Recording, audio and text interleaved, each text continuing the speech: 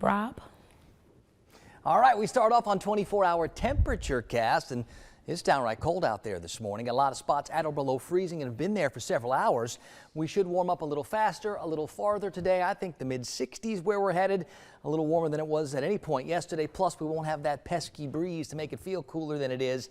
And then tonight into tomorrow, not going to get anywhere near as cold as it did last night into this morning. Lots of sunshine still. There is a boundary out across the middle of the United States trying to make progress east. As it works its way east, we'll keep our eyes on it. Maybe it can bring with it a chance for a sprinkle or two for us around here on Friday.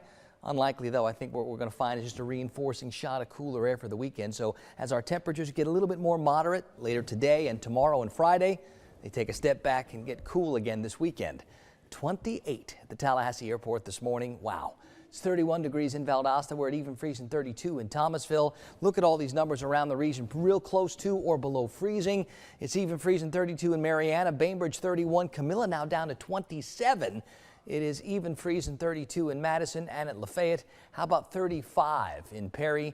Just 33 at Wakulla, and the warm spot Apalachicola where it's 44. Not breezy out there, clear skies, dry air, calm winds. That is the right setup for what we call radiational cooling. That's the reason the temperature's as low as they are this morning.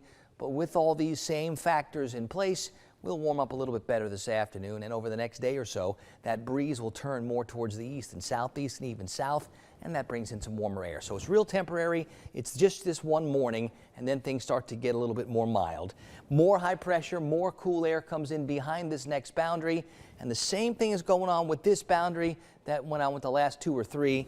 All the energy and support for it way off to the north, and it's not going to have a lot of time to really establish a good moisture flow out ahead of it. So I don't think we're talking any kind of widespread rain event.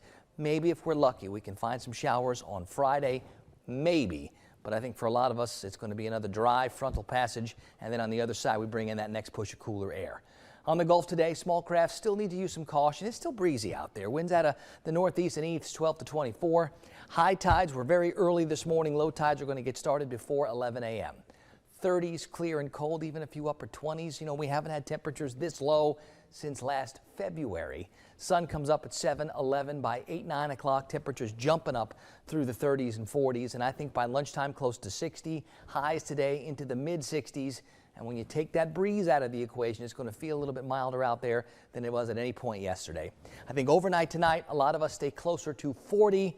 So a very different setup on Thanksgiving morning. Should be a pretty nice Thanksgiving. A few clouds and highs near 70.